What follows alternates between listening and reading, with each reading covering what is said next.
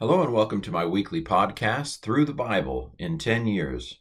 Well, we're back into a rhythm, it feels, and so we are able to move on this week to Hebrews chapter 9. So we're in the central argument of Hebrews. Hebrews alternates between encouragement to keep going and reasons to keep going. It alternates between what we might call exposition, interpretations of the biblical text, that support the exhortation, which is to keep going. Buck up, little camper. You don't have it so bad. Keep going.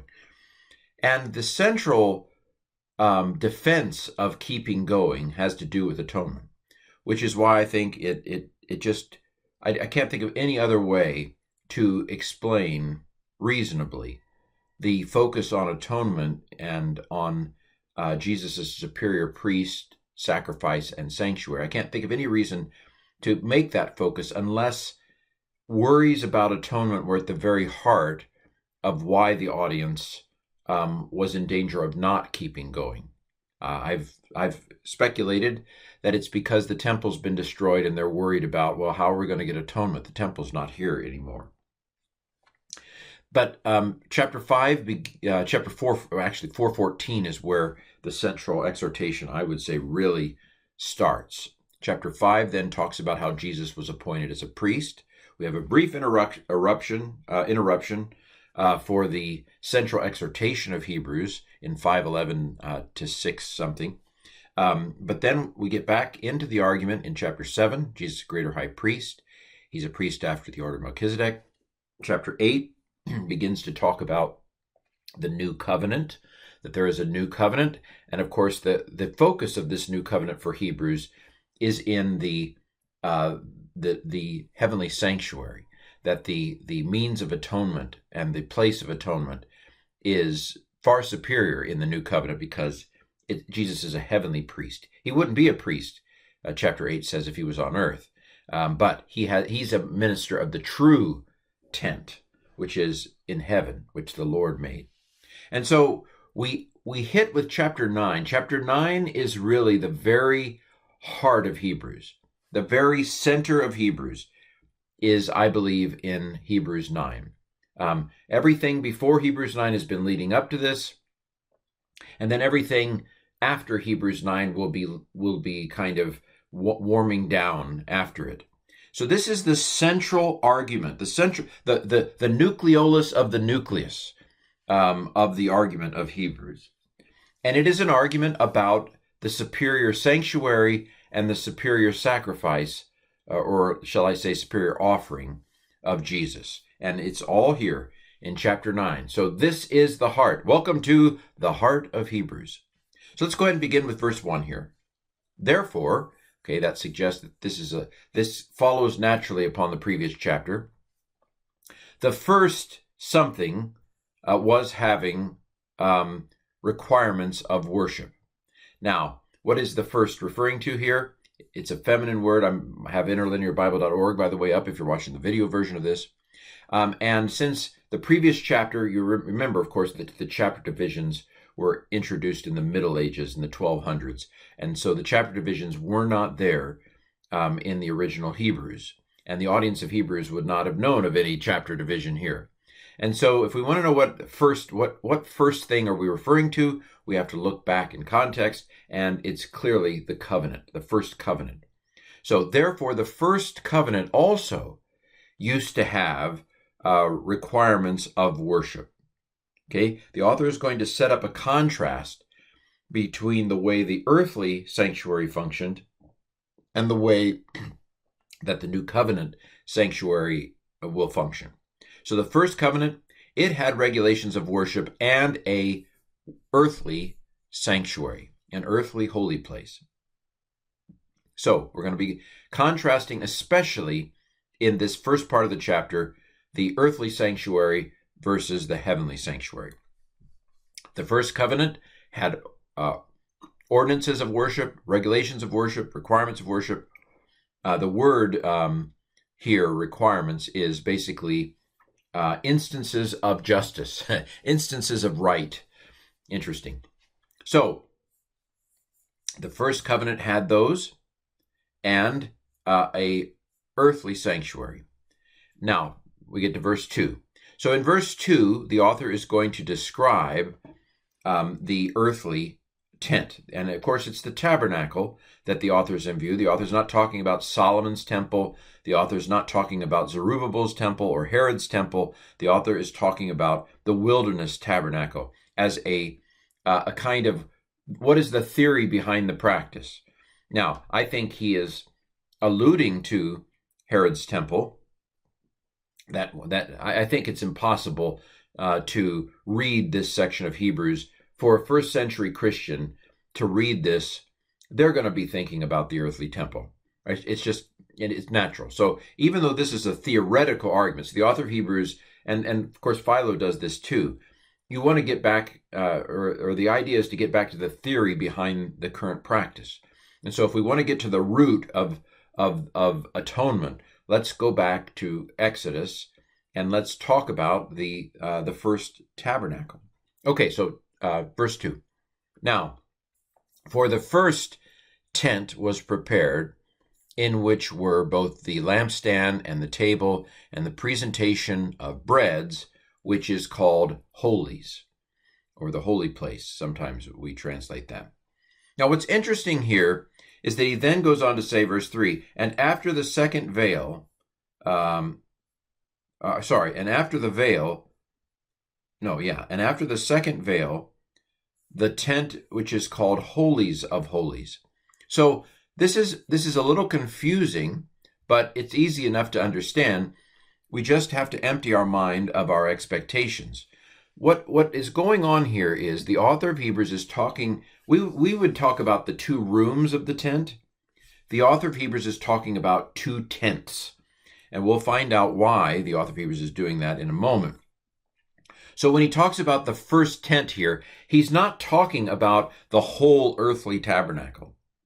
He's not talking about the first tent as the wilderness tabernacle of Moses, and then the second tent being the heavenly tabernacle of Jesus. If you read it that way, you're not reading it correctly. And I think there are a number of scholars who, because of their assumptions, have missed the boat here. It's not ambiguous at all in the train of thought or in the grammar here. The author is talking about two tents within the wilderness tabernacle. The first tent called holies, and the second tent called holies of holies. A holy place, the most holy place, the inner room, the outer room. But the author of Hebrews is talking about them as being two different tents. In fact, he even talks about two different veils. There's a veil, apparently, getting into the first tent, and then there's a second veil getting into the second tent. To get into the Holy of Holies, you have to go through the second veil. Very interesting way of thinking about it. This is, as far as I know, unprecedented in ancient literature. And so the author, how do I know this? Well, because he calls the first tent the holies, and he calls the second tent the Holy of Holies. So he's clearly referring to the two rooms as two different tents. And so he tells us what's in the holies, and it's what's in the outer room. And then in verse 4, he talks about what's in the Holy of Holies. The Holy of Holies, having the golden altar of incense and the Ark of the Covenant, which has been covered all around in every part with gold, in which was the jar, the golden jar, having the manna and the staff of Aaron that budded, and the tablets of the covenant. And above it, the cherubim of glory, overshadowing the mercy seat, overshadowing the hilasterion, concerning which it is not now for us to speak in detail. Okay, so clearly these contents of the second tent are the contents of the Holy of Holies. So again, this is, in my mind, this is so obvious that there's really no room for debate. There are plenty of things to debate. This is not one of them. The author of Hebrews talks about the two rooms of the earthly tabernacle as two different tents. And he describes the contents in the first tent, which are the contents of the outer room, and he discusses the contents of the second tent, which are the contents of the inner room. By the way, it's very interesting. The author places the altar of incense inside the Holy of Holies. That's a little unusual because the usual interpretation of Exodus is that the altar of incense was in the outer room, not the inner room. But I think there are some Jewish sources. I would have to look it up. I don't remember which ones. I can't remember if Josephus. But there are other sources in Jewish literature that put the altar of incense in the Holy of Holies. And I guess the Old Testament Greek text is a little bit ambiguous on how to interpret it. So that may have given the ambiguity of the Greek Septuagint of the Exodus text. Maybe the reason why some Jewish interpreters put it outside in the outer room and some Jewish interpreters put it inside in the inner realm. If you think of the altar of incense as representing the prayers of God's people, then it makes sense that it would be inside. For me, in my hermeneutic, after years of studying and trying to figure things out, to me, what's important is not where was the altar of incense. I suspect we go to the Hebrew of Exodus to find the most likely answer of that. The question is, what is the author of Hebrews, inspired author of Hebrews, saying here by putting it? So to me, this is it was a 20th century distraction to get into questions of, well, where was the altar of incense? That's not the question we should be asking of this text, in my opinion. What we should be asking of this text is, what was God saying to the audience of Hebrews through this text, which places the altar of incense inside the Holy of Holies? That's the question. That's the question of inspiration, not the question of, well, where was it really? That's interesting, that we got so preoccupied in question. We took on the enemy's questions, as it were. The enemy said, and I'm using the word enemy here in a bit of a quotation marks perhaps. The enemy said, well, Hebrews is wrong. And obviously the reaction was, well, Hebrews is not wrong.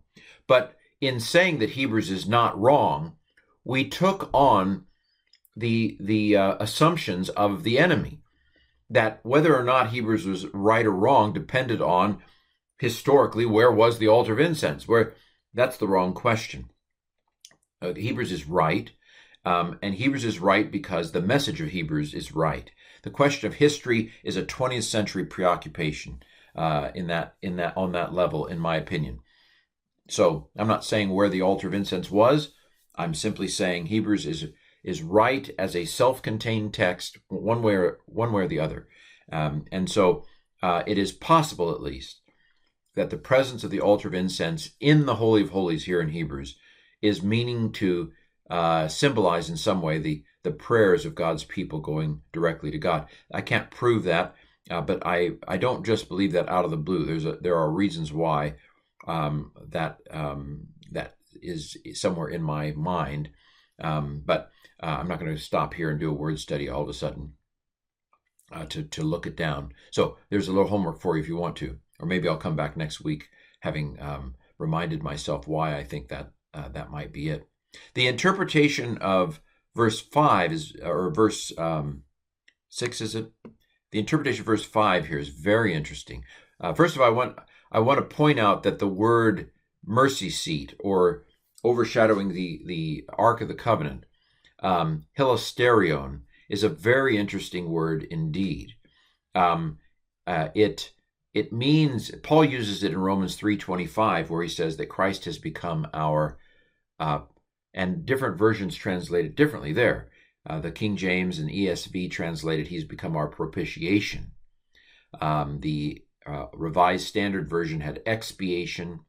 The NIV takes it safe and puts it, God made him our means of atonement. The Phillips translation, I think it is, and the Common English Bible in its translation that say something like, and I don't remember the exact wording, but something like, God has made Jesus our place of atonement.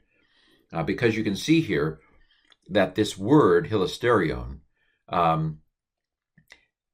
is the way that the Old Testament Greek refers to the cover of the Ark of the Covenant, the place where the blood was put.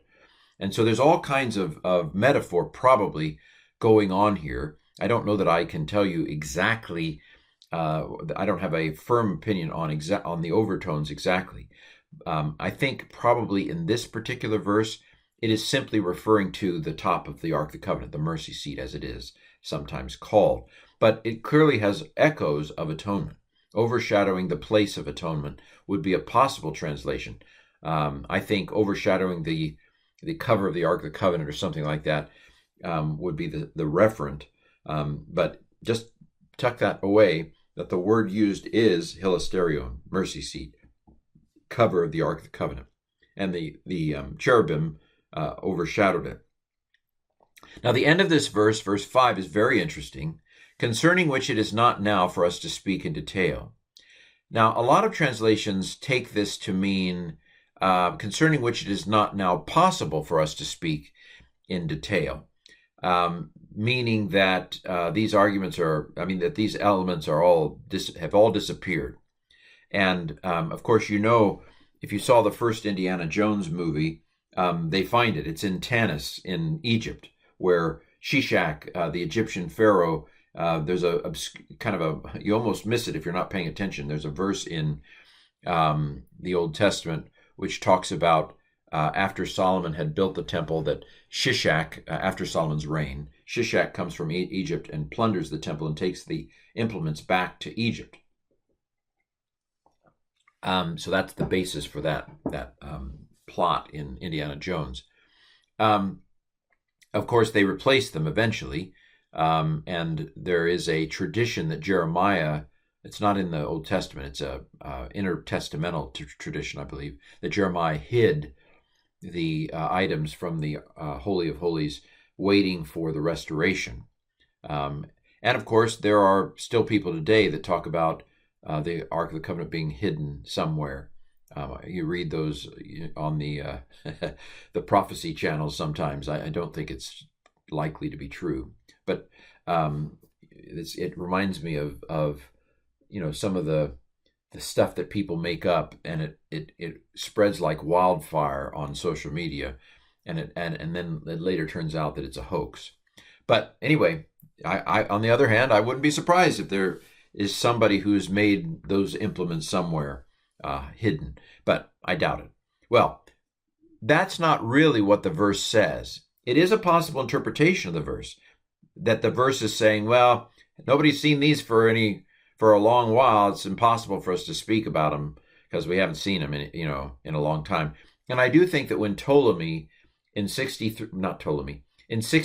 BC, when what was his name? Ptolemy's in my head, but it's not Ptolemy. Man, I'm getting old. I need more coffee. The Roman general went into the Holy of Holies in 63 BC, and there was nothing there. Josephus tells us, as I recall. And so there was nothing in the Holy of Holies apparently at the time of Christ, from what I remember of my own studies. Man, I'm not pulling the name out. It probably begins with a P. That's why I probably went to Ptolemy. Well, okay. Well, that's very frustrating.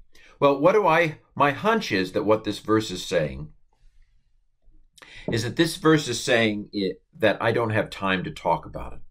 That the author of Hebrews has plenty of ideas about what this all symbolizes, but he doesn't have time to talk about it at this particular moment in history. So I suspect this would be a very allegorical interpretation of these items. I've already given you one sense of what, like the altar of incense might represent the prayers of God's people, that sorts of things. Again, you've picked up my almost mocking of those who deny that there's an allegorical penchant to Hebrews. To me, it's an example of where individual scholars have applied their intellect to try to make the text do what they want it to do, rather than let the text say what it says. This one I'm not going to say it's a slam dunk, but I do very strongly lean to the idea, and I think it's the most natural way of interpreting the grammar here, that what the author of Hebrews is saying is that I don't have time to expound on the meaning of all these things, the allegorical significance of all of them. But we've already seen in chapter 7, verse 3, the author go allegorical on Melchizedek. And we're going to see him go allegorical here in a second as well. The author of Hebrews has absolutely no qualms about seeing symbolic meanings in these things, which, of course, is similar to Philo. Now, he doesn't go as far as Philo, and he obviously does it from a perspective of Christian understanding or early Jesus follower understanding, because it's not a separate religion from Judaism at that point. But okay, so I do think that the end of 5 probably is saying, I could give you the allegorical meanings of these things, but I don't have time to. Maybe God didn't want him to. But verse 6, but thus these things having been prepared, into the first tent, into the outer room, throughout the whole of the year, the priests go. So they go into the outer room all year long, the priests, completing their worship. Verse 7, but into the second tent, again, this is tent, first tent, second tent, outer room, inner room. And he's still talking about the earthly sanctuary. He's not, when he talks about the second tent here, he's not talking about the heavenly sanctuary. Again, it's a clear, you have tent 1, you have tent 2. Throughout the whole year, priests go into tent 1. Verse 7, but into the second tent, once of the year only, the high priest goes. So the high priest is only allowed to go into the second tent once a year. And by the way, before, in case I forget it, I probably won't, but you remember the first verse of Hebrews. In many and various ways, God formally spoke to the prophets, to the fathers through the prophets. But in these last days, he's spoken through a son. In other words, through one way. Same thing.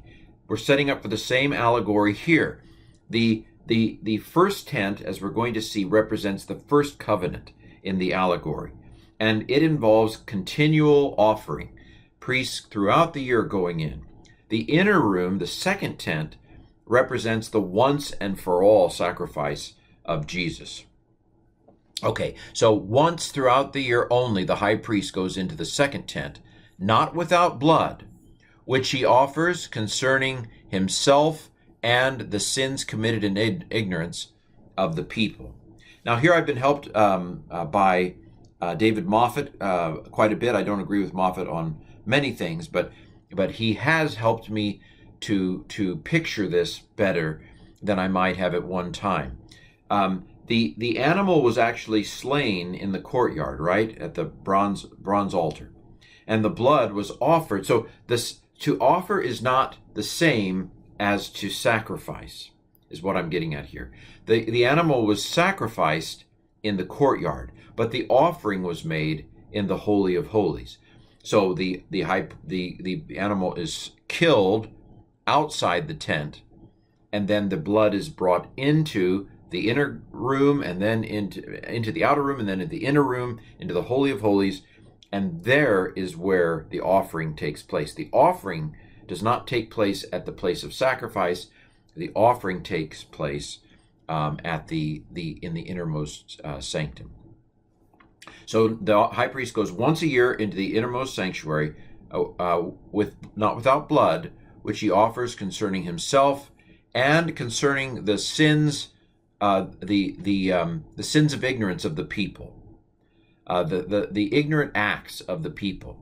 And this is, I think, also very significant in the theology of the author of Hebrews, because the author of Hebrews really doesn't have any time for intentional sins. This is, of course, a theological puzzle for us, but let's let Hebrews say what Hebrews says. What does Hebrews 10:26 say? If we continue to sin willfully after we have received a knowledge of the truth, there remains no more sacrifice for sins. Or once you've been enlightened, Hebrews 6 says, if you fall away after you've been enlightened. And so definitely the author of Hebrews has a sense in which when you first are cleansed by Christ, when you are perfected by Christ and appropriate the cleansing of Jesus' offering, that is a point of enlightenment. That is a point of knowledge. That is a point of coming to understanding. And Hebrews really doesn't have much place for atonement after that knowledge. The sins that the high priest offered for were sins of things committed in ignorance. And you may know that in the Old Testament, in the passages about the Day of Atonement, there really isn't much place for the atonement for intentional sins. Atonement in the Old Testament law is primarily about unintentional sins, sins of ignorance. And so the author of Hebrews here is both following the biblical text closely, but also it's a reflection of his theology that Christ's sacrifice was not set up for you to keep sinning after you've come to him. And of course, that's a theological conundrum we've already talked about. We'll hit it head on in chapter 12 when we get to Esau, but also in chapter 10 when we get to verse 26.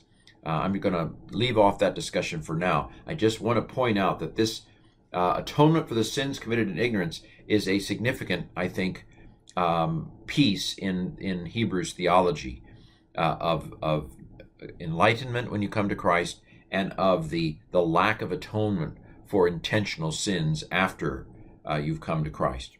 Verse 6, by this the Holy Spirit making clear. Okay, now we're going to get the spiritual meaning of it. We're going to get the allegory here. What is the meaning of this? He's told you how the tent was structured, tent 1, tent 2, or how the tabernacle was structured, tent 1, tent 2. He's told you how it functioned, tent 1 throughout the year, tent 2, high priest only once a year. By this, verse 8, the Holy Spirit making it clear that not yet has been manifested the way of the Holy of Holies, or the way of the holies. I'm arguing that it refers to the Holy of Holies, even though it just says the way of the holies is not yet manifest, while the first tent has a standing. See, he's made an allegory of the two parts of the sanctuary. The outer tent, the outer room, represents the first covenant, in which sacrifices are continually offered that are not able to take away sins, in which there are many high priests who have to you have to keep replacing them because they die. But then you have the second tent, which represents the new covenant. The second tent, the holies, the Holy of Holies, it represents the heavenly sanctuary, where Christ has gone once and for all and done the deed once and for all. And it's a done deal, like the high priest only went once a year into the whole. This is brilliant. This is spectacular imagery. And I feel like so many scholars just completely miss it because they're trying to fit it into their presumptions about what this must mean. This is an allegory that makes the first room into the first covenant and the second room into the second covenant. Verse 9, which is a parable. Again, which is an allegory, it is a symbolic. This is symbolic. These two parts for this present time, according to which both sacrifices and gifts are offered that are not able to cleanse the worshiper with regard to conscience. Now, of course, this is sometimes used as an argument for Hebrews having to have been written while the first temple was first standing. Again, that may make sense if you don't know anything, but of course, Josephus and Clement and others speak about sacrifices being offered in the present tense. So, that has no, that's a good example of reading grammar out of context.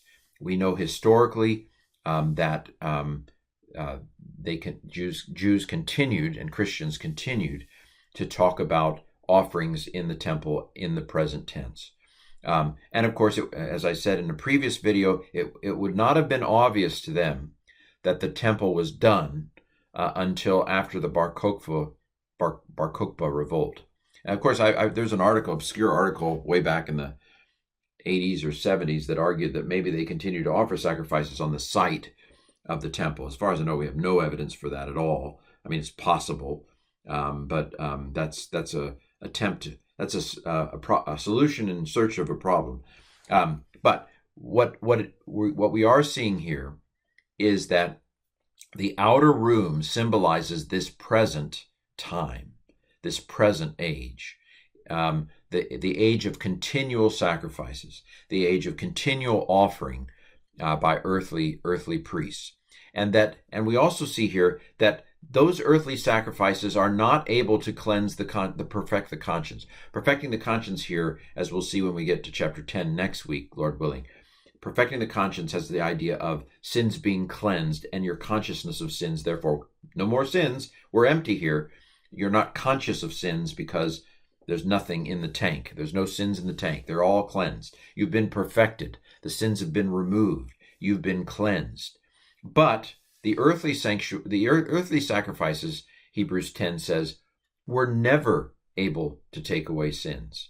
According to Hebrews, not a single sacrifice of the old covenant actually took away sins. Now, does that mean their sins weren't taken away? No, their sins were taken away, I believe. It's just that it was not the actual animal sacrifice that did it. In the theology of Hebrews, the only effective sacrifice in all of history has been the sacrifice of Jesus. And so those who were cleansed in the old covenant were cleansed by Jesus. And we'll see that perhaps at the end of chapter 12. But anyway, for the moment, let's simply note here that the earthly sacrifices that were continually offered, Hebrews says they were not able to take away sins. Chapter 7 said the law perfected nothing. And here it says these sacrifices offered were not able to cleanse the conscience. And chapter 10 will say they were not able to take away sins. Hebrews does not teach. Again, I've had students and various people say, well, what if? This is Hebrews theology. We let the text say what the text says, and then when we get to theology, we bring the whole counsel of God into play, of which Hebrews is just one voice. But let's do exegesis, not eisegesis, and let Hebrews say what Hebrews says. Verse 10.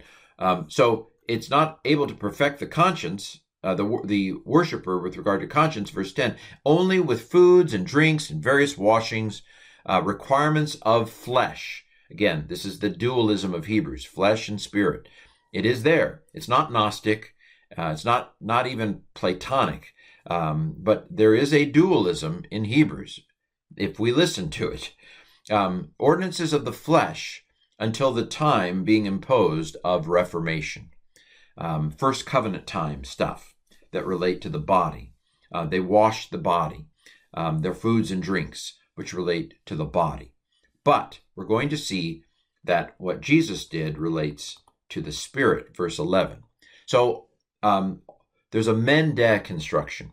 It's on the one hand, on the other. The men, I believe, begins with verse 1. So verses 1 through 10 of Hebrews have all been on the one hand. They've all been a first covenant kind of discussion. When we get to verse 11, we start the on the other hand part of the argument, which is going to focus on Christ, which is going to focus on Jesus. We've been laying out the author of Hebrews has been laying out the structure and the function of the earthly tent. Now we're going to hear about Jesus. Verse 11. But Christ, having appeared as a high priest of good things, having come to be. Now that's interesting because chapter 11 or chapter 10 will say that the law was a shadow of good things going to be. So the law was a shadow of good things going to be. Jesus is a high priest of good things that have come to pass. And so the Old Testament law foreshadows Jesus in a sense of looking forward and looking back. So Christ, having arrived as a high priest of good things that have come to pass, through the greater and more perfect tent, the one not made with hands. Okay, what does this mean? Through the greater, more perfect tent. I take it what we might call, by way of the greater and more perfect tent. I don't think that this is talking about a space thing. He went through the greater and more perfect tent. Although you could take it that way, but I take it as a not quite instrumental, maybe what we might call modal, in the way of the greater and more perfect tent.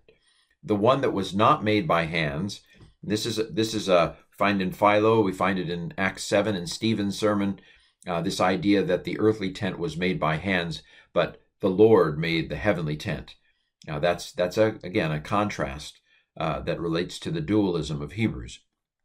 By way of the greater and more perfect tent, that is not made with hands, that is not of this creation, and not through the blood of bulls and goats, but through his own blood, he entered once and for all into the holies, having obtained eternal redemption. So he did it in a better sanctuary, which of course I don't take as a literal two-part sanctuary. You can see, you've heard, if you've been listening, paying attention, the focus this week or on chapter 9 has been on the Holy of Holies. And while the first tent has standing, the way of the holies is not yet open. Well, if the first tent represents the present age, it's also possible that the first tent represents the earthly, whereas the second tent symbolizes the heavenly. And so the earthly needs to be taken away, and so that we can talk about the heavenly. We'll talk a little bit about new creation and so forth when we get to chapter 12. But the blood and it was not the blood and bulls of goats and calves that Christ entered into the holies, but with his, well, it doesn't say his own blood yet. Yes, with his own blood. Now, there is a debate. David Moffat is at the heart of it. There is this idea of him entering into the holies with his own blood. Are we really to take this literally? Are we to take this that Jesus, he had a little vial that he put some of his blood in, and he took it into the heavenly holy of holies in the greater and more perfect tent in heaven? Well, that seems a little bizarre to me. I'm not saying that David thinks he had a vial or anything like that. It seems to me that Jesus went to heaven. And I do, well, what David would argue, and he may be right, he may be right, but what David would argue is, and many others would argue, is that Jesus goes bodily into heaven. And of course, that would be true definitely in Paul's writings, that Jesus goes bodily into heaven.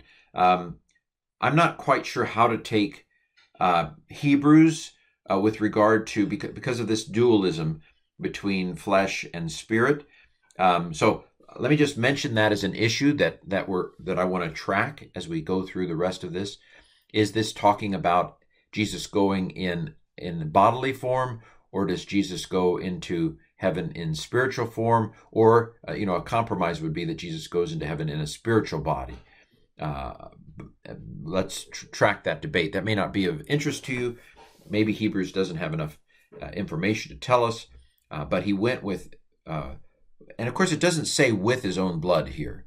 It says through his own blood, or by way of his own blood. And here again, I get to this question of metaphor.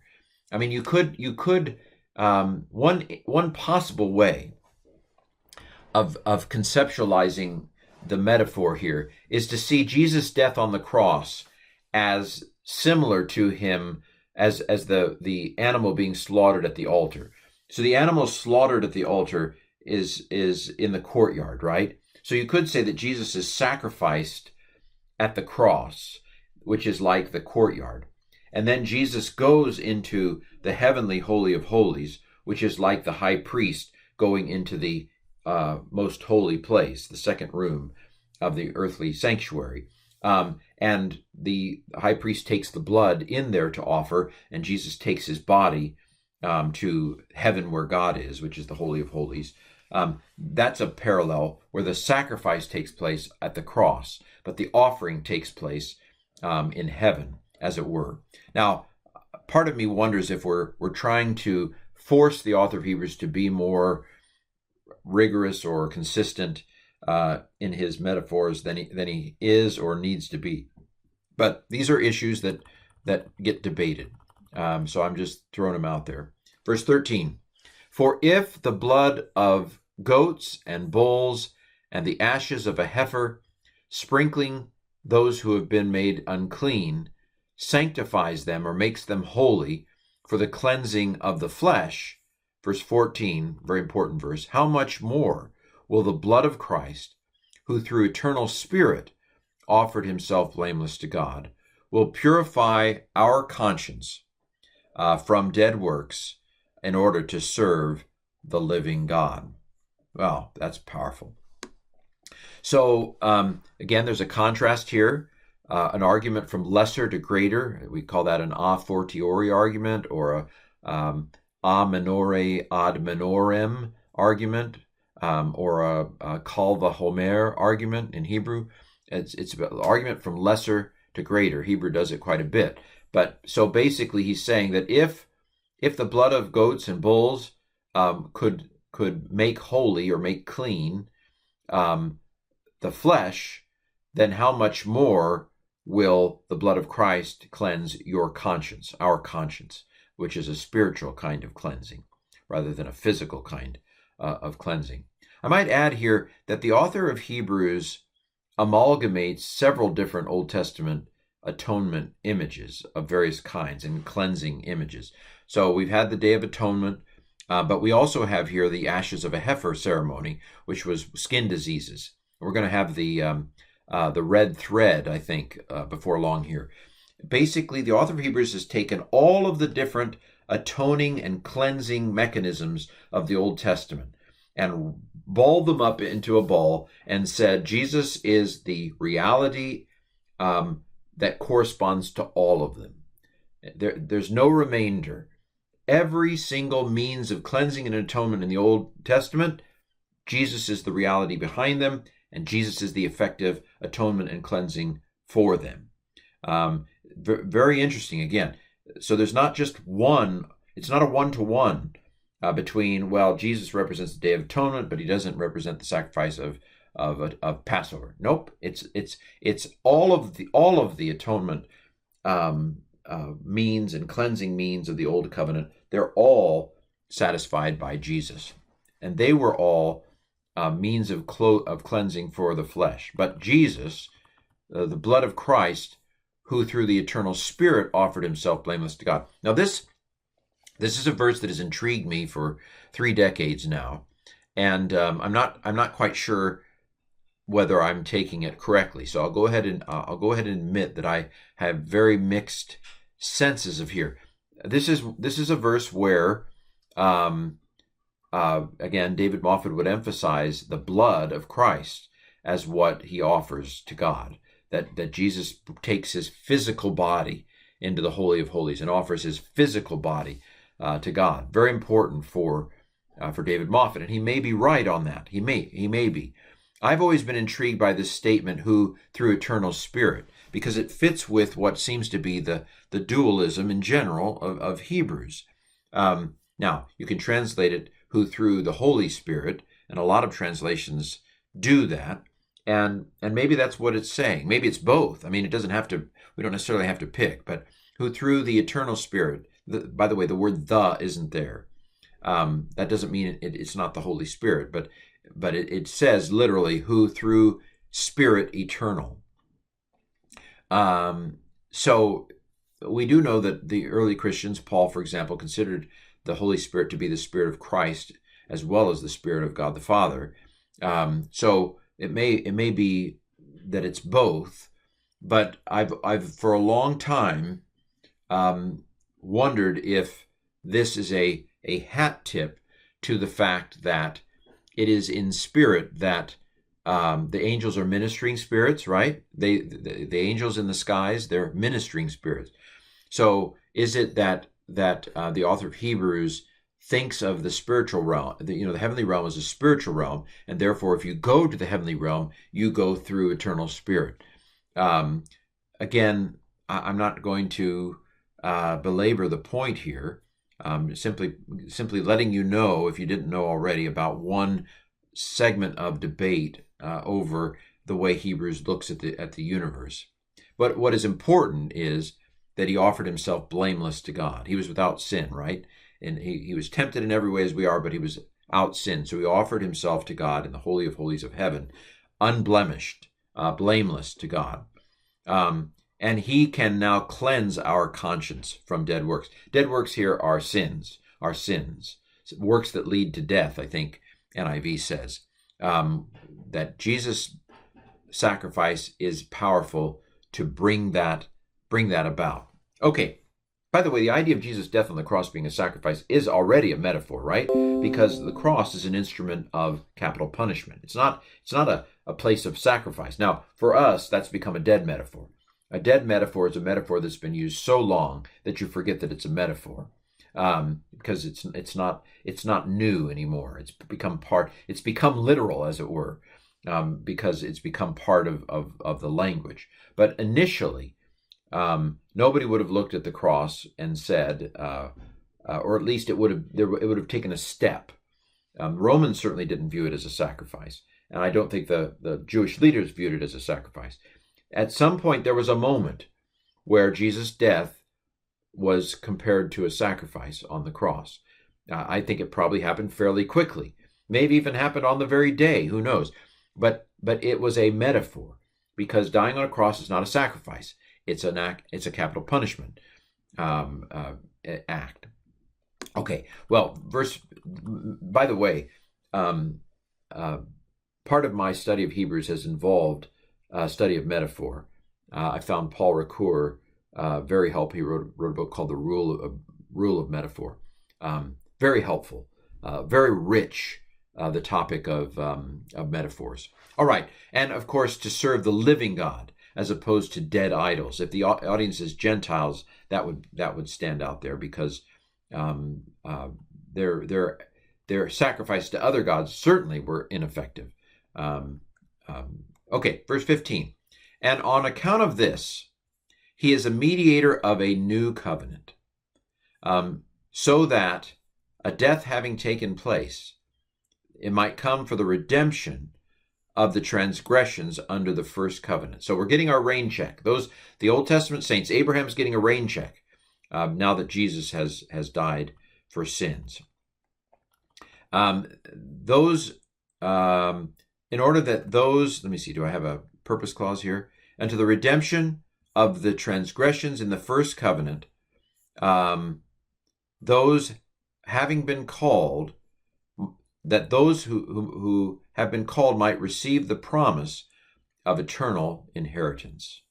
Verse 16, for where there is a testament, now the author of Hebrews subtly changes the meaning of the word diatheke here. He's been talking about a covenant, but now he switches. It's the same word, because words can have more than one meaning. But in verse 16, he shifts to another meaning of diatheke, which is the meaning a testament, a last will and testament. Verse 16, for where there is a testament, it is necessary to establish the death of the one who made the testament. Verse 17, for a testament is confirmed among dead things, among dead people, since it is not at any time in force when the one who made it is living. Now, some people have gotten bent into shape. Well, is that always the case? There are some instances where there's been a person who's let their will, go into effect before they died. Come on. I mean, really, get over it. This is an analogy. It doesn't have to be true every single time. It is generally true, right? It's overwhelmingly true.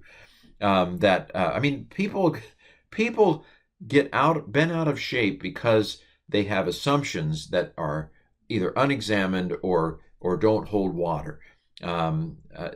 Let's just flow with it and read it within the limits of what it's saying. And it doesn't matter that he shifted meanings from one meaning of diatheke to the other. Anyway, verse 68, there are articles written about these things by people who, no, it must be exactly the same meaning every time. All right, verse 18. Therefore, not even the first covenant has been inaugurated without blood.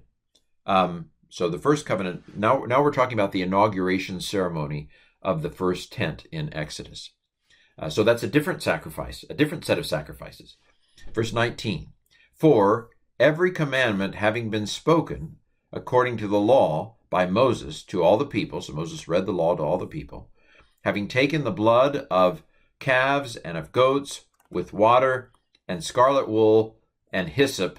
Now, by the way, as far as I know, there was no hyssop and scarlet wool involved with the inauguration ceremony of the, I mean, we could go back and look, but I don't think, if I remember correctly, those aren't part of, again, it reminds us that the author of Hebrews is not being entirely literal here. He's grouping things together.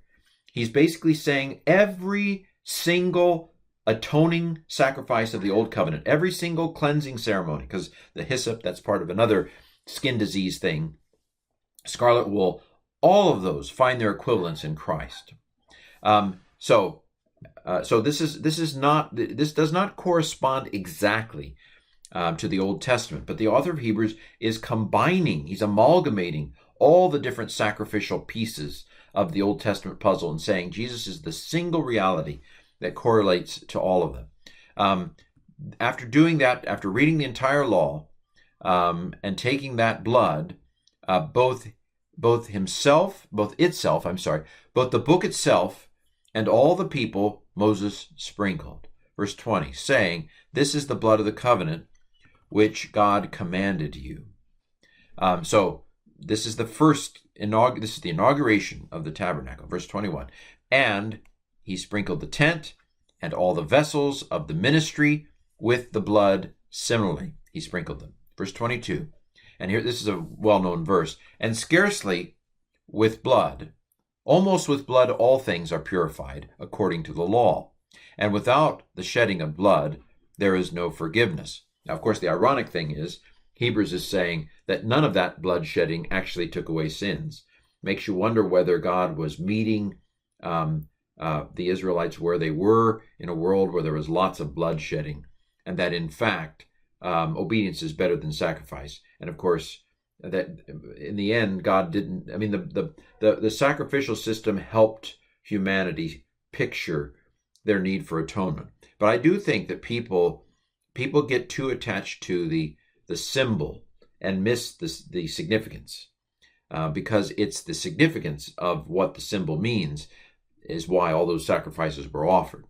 And of course, I've mentioned before in Luke 15 with the parable of the prodigal son, God doesn't have to find somebody to sacrifice. There's no sacrifice in the parable of the prodigal son. The father doesn't have to find somebody to sacrifice for the younger brother so that his sins can be forgiven. The father has the authority to forgive sins like that, and he does.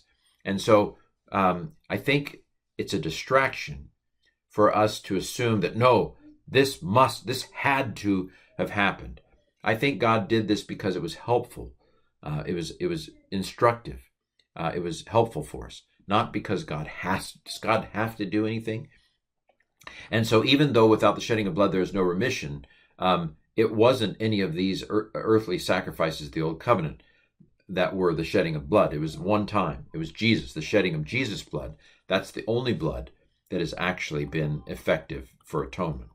Verse 23, therefore, if it was necessary for the examples of the things in the heavens to be cleansed, but the heavenly things themselves with better sacrifices than these. Here's this word hupodigma again, the examples, the representations. Again, this is not copies. This is not the word for copies, mimemata, or something like that. The things that were examples of the heavenly holies. That's what was necessary. Now, some people have suggested, I think, what was the old James Moffat's commentary? I think he called this an unhappy metaphor, because, of course, things in the heaven, do things in the heavens actually need to be cleansed? Do the heavenly holies need to be cleansed? That in where God is? I think the answer theologically is, well, no, of course. This is again following the metaphor through. It's not that the heavens actually needed to be cleansed. What he's saying is basically that the heavenly sanctuary needed to be inaugurated with something better than the blood of bulls and goats, of course, and it's Jesus. And also, I think it might be Moffat or somebody else who suggests that we're talking about the cleansing of the conscience here. So if Hebrews thinks of our consciences as being a dimension of our spirits, then our spirits do relate to the heavenly realm, and our spirits do need to be cleansed because of our sins. And so there are heavenly things in that sense that would need to be cleansed. Isn't this amazing? Isn't this fun? There's all kinds of pretzels, brain pretzels in Hebrews, and this is ground zero for brain pretzels in chapter 9. I've spent a lot of time camping out here because I enjoy it so much. Many disagree with me, and who knows, maybe they'll convince me at some point that I'm wrong on some of these things, because I just think it's underdetermined. A lot of it's underdetermined. We just don't have enough information to know exactly what was in the bubble above Hebrews' head on all these things. Verse 24, for not into handmade holies did Christ enter, which were antitypes of the true holies, but into heaven itself, now to appear in the presence of God on behalf of us. I've argued that when Hebrews and maybe Romans 8 talk about Jesus interceding for us, it's an intercession in relation to atonement. The Holy Spirit is the great intercessor, the parakletos, that intercedes for us on all manner of things. And of course, it's not in Jesus' contract, you can't intercede for other things. I mean, I'm not making that point. I just think that the focal sense of intercession has to do with atonement when the New Testament talks about Jesus' intercession. This verse 24 is probably the strongest argument that heaven itself is the heavenly holies. For it says, not into handmade holies, but into heaven itself, as if heaven itself are the God-made holies. Again, it's not a foolproof argument at all, because it could be here a synecdoche, a whole for the part, for example, in this case. But you can see where my argument that when Hebrews refers to the heavenly holies, it's basically referring to the highest heaven where God is. Verse 25, and not in order that he might offer himself often, just as the high priest enters into the Holy of Holies once a year with the blood of another. Since then it would be necessary for him often to suffer from the foundation of the world. Interesting, from the foundation of the world almost sounds like the universe was intrinsically inferior. And I'm not going to go into whether or not the author of Hebrews believes that matter has always needed some sort of help. It's a possibility, of course, but this may simply be exaggerated speech in the sense that sin entered the world not long after the foundation of the world. But he's not going to repeatedly offer himself, even as the high priest. Now, this is interesting because earlier in the chapter, the author made a different distinction between the outer room and the inner room, the outer room being continual offerings and the inner room being a once-a-year offering. But here, it's saying even the high priest every year had to continually offer. And so this goes even beyond the symbolism of the inner room to say that it was a one-time sacrifice that ended it for all. No more need for any more sacrifices. But now, verse 26 again in the middle there, but now once in the consummation of the ages, for the putting away of sin, he has been revealed through his sacrifice. So we can now say that the deed is done. No more need for cleansing. The whole creation is now ready for cleansing, and will, of course, finally take place at Christ's second return. And so the idea of the second coming actually comes from verse 28. But let's read verse 27 first. And inasmuch as it is appointed to humans to die once, and after this the judgment, verse 28, so also Christ, once having been offered in order to take away the sins of many, a second time he will appear without sin to those who are waiting for salvation. So this is where we get the terminology of the second coming. Jesus will come a second time for those who are waiting his salvation. So the idea is appointed unto man once to die, and after this the judgment. So also Christ offered himself and then will come back. Seems to locate. Now, some have argued that, and I have, again, not that Hebrews is so metaphorical. Hebrews is so symbolic that it's just very difficult to pin it down. He slides from one set of images to the other. And so this is part of the problem. It's both the richness of why there's so much debate among scholars over what exactly Hebrews means with all these things. But it also makes it difficult to know exactly how the author thinks of these things, because he does slide around. So here it sounds like you die, then the judgment. Jesus was offered, then he comes back. It seems to locate the offering at the time of him dying. And of course, David Moffat disagrees, because he has a much more consistent, he wants Hebrews to be consistent with some of these images.